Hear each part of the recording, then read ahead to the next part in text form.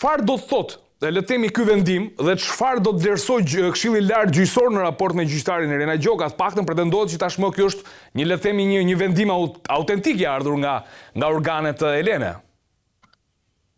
Për mënyrën se si e ka trajtuar SPAK-u është fiks ajo shpreha e famshme ka çu lala me la gojën. Sepse SPAK-u priti jo pak për një gati 2 vite për të treguar autenticitetin e një vendimi gjyqësor të ardhur nga Greqia, që për ironi të fatit, kur ka ardhur këtu në Shqipëri në maj të vitit 2024, pra u bë 2 vite gati, ku ka qenë me vull apostile. Për ata që se din, vull apostile është një lloj legitimiteti që jepet nga ambasada ose konsulata shqiptare në vendin ku merret, le të themi. Për shembull, nëse ti kërkon një objekt nga një vendim gjyqi nga Italia, vullën apostile do shkosh ta marrësh në Milano apo në Rom me qëllim për të vërtetuar që ky vendim ka dalë nga një institucion i njohur me ligj. Në rastin konkret në Greqi. SPAK-u priti gjëre gjatë derisa kjo çështje të kalonte afatet e parashkrimit dhe të mos konsiderohet më vepër penale. Çfarë do të them me këtë? Ky ligji i dekriminalizimit është bërë në vitin 2015-2016. Po. Dhe ka afate ligjore.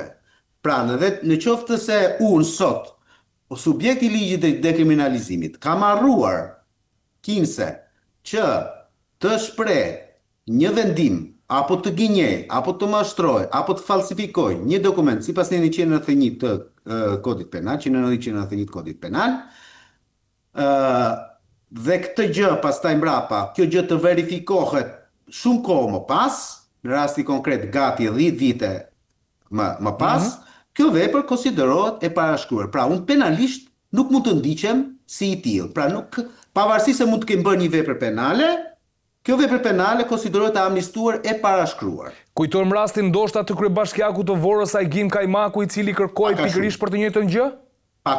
Pak a shumë me njëjta histori. Sepse u shpall kërkimaj. Në rastin konkret, Kajmaku madje ka shkuar në gjykatën administrative, ka kërkuar dhe para mbrapsh. Për këtë histori. Për këtë histori. Një histori e tjetër. Më duket se madje më duket mos gënjem, mos gabohem, e ka fituar çështjen në gjykatën administrative. Domethënë për shkarkimin që ju bë nga kryeministri asaj kohe, sa ju zgjodh si Po, ishte i zgjedhur, është shkarkuar diku në 2019-2020, mos gabohem periudha. Po, fiks, kjo ishte ideja. Në rastin e zonjës Irena Gjoka, se këta tani si ta thresësh, Gjoka, Maneku, Shpata, ka një 3-4 mbi emra, po punë e saj se nuk na intereson kjo histori. Në rastin e zonjës Gjoka, normalisht do duhej që SPAK-u të ishte investuar shumë herë më përpara, shumë kohë më përpara, dhe të mos amnistonte me parashkrim veprën e penale për cilën ajo le të themi ka bërë për shkak të deklarimit të rrem që ka dhënë në formularin e dekriminalizimit. Çfarë parashikon? Ka një dënim, le të themi, administrativ kundra vajtje penale apo është vepër penale në deri në 3 vite burg? Dhe një Renard? Kundra vajtje penale deri në 3 vite burg. Deri në 3 vite burg. Si fillim kjo çështje u regjistrua nga SPAK, si ishte procedura? U regjistrua nga SPAK, e pati prokuroria e Tiranës?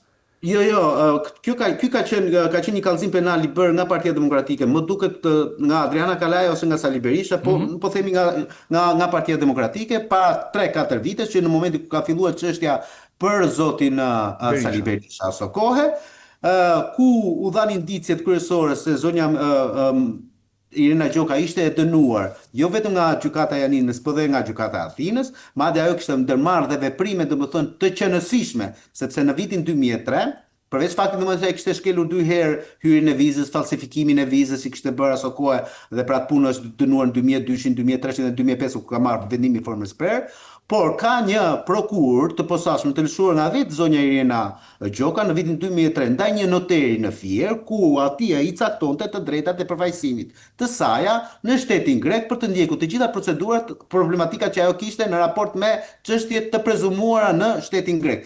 Pra nëse ti je e larë shplar dhe nuk ke asnjë lloj problematike, nuk ke arsye domethënë që të shkosh te noteri të kërkosh të lësh përfaqësimin një avokati për të ndjekur çështjen tënde.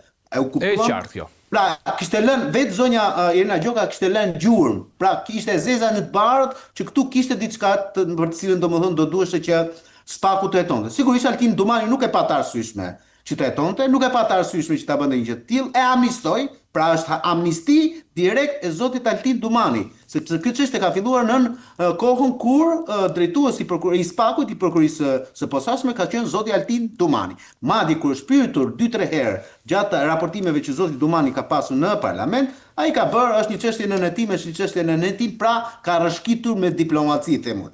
Që si lejohet një prokurori. Tani iku kjo. Ajo që do duhet merret pastaj në shqyrtim, sepse edhe një herë thash, Spaku në rastin konkret ka larduar.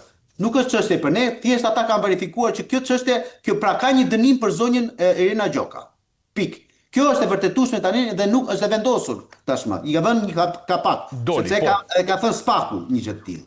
Por Spaku nuk ka shkuar për ta marrë në hetim penal për veprën penale të formularit të dekriminalizimit zonjën Irina Gjoka, pikërisht për shkak të afatet parashkrimit të kësaj vepre penale. Është parashkruar kjo, ka kryer punë, më thënë nuk ketohet më. Po s'ka se si të shkojnë në gjykat për një vepër penale e cila është parashtruar.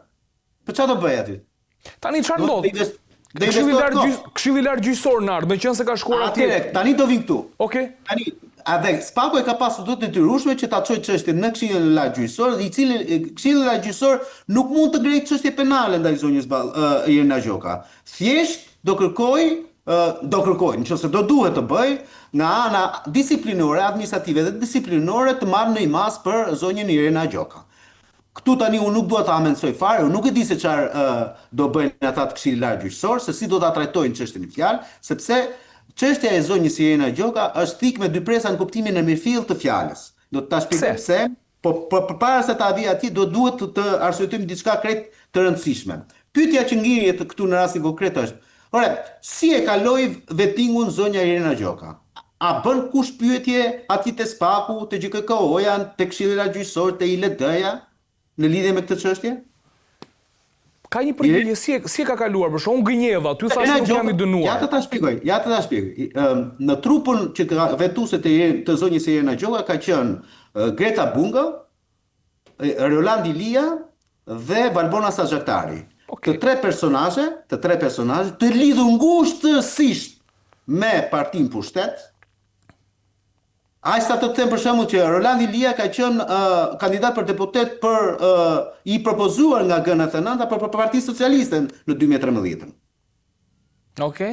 Ai sa të them që Greta Bungo ka një lidhje familjare me eksponent fuqishëm të Partisë Socialiste, apo dhe Valbona Saxhaktari, një e dënuar është akoma sot e kësaj dite për cilin po flasin, ka një vepër penale të hapur, një procedim penal ndaj zonjës Valbona Saxhaktari në Prokurinë e përgjithshme më duket për një vepër penale të saj për falsifikim, nuk e di se a është mbyllur a vazhdon të jetë ajo, se nuk është se më ka interesuar shumë, po për treguar se me cilët personazhe kanë bërë vettingun.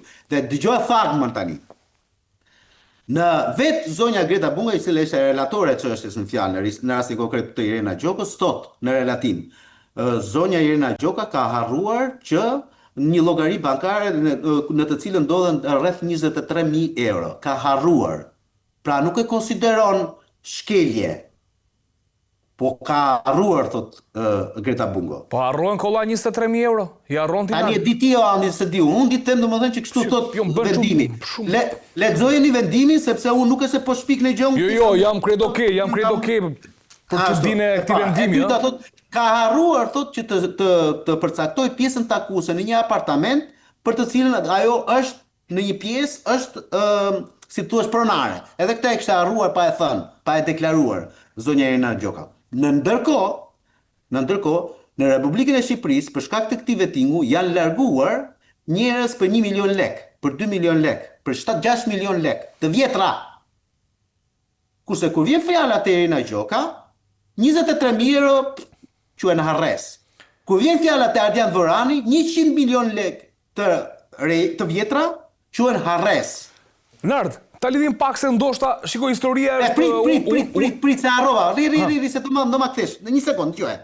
Sepse pas kësaja, kjo çështje e zonjës Irina Gjoka shkoi në komisionin e apelimit nga Darien Sina. Dhe për çudinë e faktit, në momentin kur erdhi për të gjykuar, Darieni u smur. Po e bëj banale historinë, po kjo është. U smur dhe në vend të tij shkon Irena Nino aty. Një personazh i epokës Xhaxhit Enver, po nuk duhet merrem me të personalisht, e cila në vend që të bënte prokurorin e Irena Gjokës, sepse pra punë është aty, se prandaj sa e ka çuar në KPA, pra çfarë e ka çuar në Komisionin e Apelimit. Po. U tërhoqi nga Komisioni i Apelimit duke e lënë domethënë në heshtje kalimin e vetting për zonjën Irena Gjokë. Okej, zonja e kaloi vettingun. Tani, se shumë tepër ta sqarojmë për audiencën, nuk bëhet fjalë përse mund të ishte Irena, mund të ishte, nuk e di, kushdo emër. Domethënë nuk e kanë fare as me gjyqtaren, mund të jetë një zonjë shumë e nderuar, familjare, krejt okej, mund të jetë dhe profesioniste shumë e zonja. Tani, problemi është që ka një problem për mënyrën se si zonja ka kaluar vettingun i bie. Ka pasur në dorë çështje të rëndësishme nart, ka pasur dosjen Berisha, ka dosjen Meta.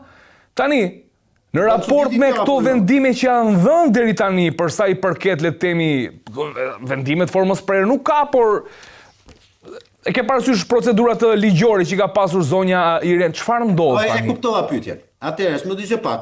Ty si gazetar se sapo e the, po edhe të tjerëve që nuk janë domosdoshmërisht domethënë që të kenë mendjen tonë, apo faktin domethënë që ne kemi punë të përditshme, ti gazetareske, unë për shkak profesionit. Nuk të bën çudi fakti domethënë që në 20-25 gjyqtar që ka GKK-ja atje, ti bien të gjitha çështjet e rëndësishme për Mediun, për Sali Berishën, për Ilir Metën, ti bien vetëm kësaj zonjës. Short, bëhet me shorta me përcaktim kjo. Tani me bie me short, i bie prap Irena Gjokës. Me gogla nard. Short me gogla si në futboll. E cakton edhe kryetari pra punë, po kryetari aty ka qenë Irena Gjoka deri dje. Okej. Kryetari i gjykatës së posaçme deri dje ka qenë Irena Gjoka. Pastaj mbrapa para një viti është zgjedhur Erion Bani. Kështu që kur ndodhin këto historira, ishte vetë ajo, vetë zot, vetë shkop. E kuptova. E kuptove? Tani ajo ka qenë personazhi që unë nuk po merrem me mënyrën se si ai ka gjykuar çështjen mo. S'më intereson fare, nuk futem fare në mënyrën se si ajo jo shqasur si gjyqtare fare. Unë ngrej një pyetje hipotetike. Vetëm ajo ka qenë gjyqtare aty që gjitha këto çështje ti merrte vetëm ajo për shqyrtim? Okej, ja iku dhe kjo nard, di pas ka marrë çështjet, po tani. Pse unë shikoj që KLG-ja e ka domethënë thik me dy presa këtë punën e Irena Gjokës. Sepse në rast se KLG-ja nesër do konstatoj marrimin e fatit të pozicionit si gjyqtare të zonjës Irena Gjoka, do na lindi një problematikë jashtëzakonisht shumë e madhe në raport me çështjet që ajo ka gjykuar. Këtu do të dalë.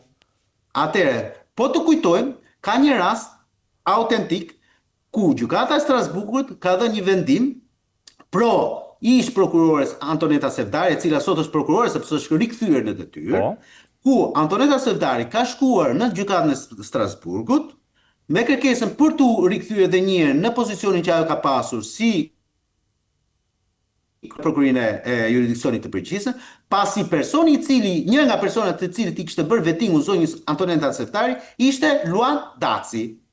Luan Daci ka pasur të njëjtën kontradikt si kundër Irena Gjoka. Edhe Luan Daci në formularin e dekriminalizimit nuk kishte përcaktuar, nuk kishte dhënë, kishte bërë një deklarim të rrem sepse nuk kishte dhënë një dënim që kishte marrë në vitin 1997. Dhe për këtë arsye, Luan Daci nuk është më pjesë e sistemit gjyqësor në Republikën e Shqipërisë. Okej. Edhe këtë arsyetoi gjykata e Strasburgut. Këtë arsyetoi gjykata e Strasburgut. Po pra, dhe në momenti kur e tha gjykata e Strasburgut, pra Luan Daci u hoq nga për shkak domethënë se kishte shkelur le të themi ligjin e dekriminalizimit, u hoq nga KPA-ja dhe ç'bëri vendimin.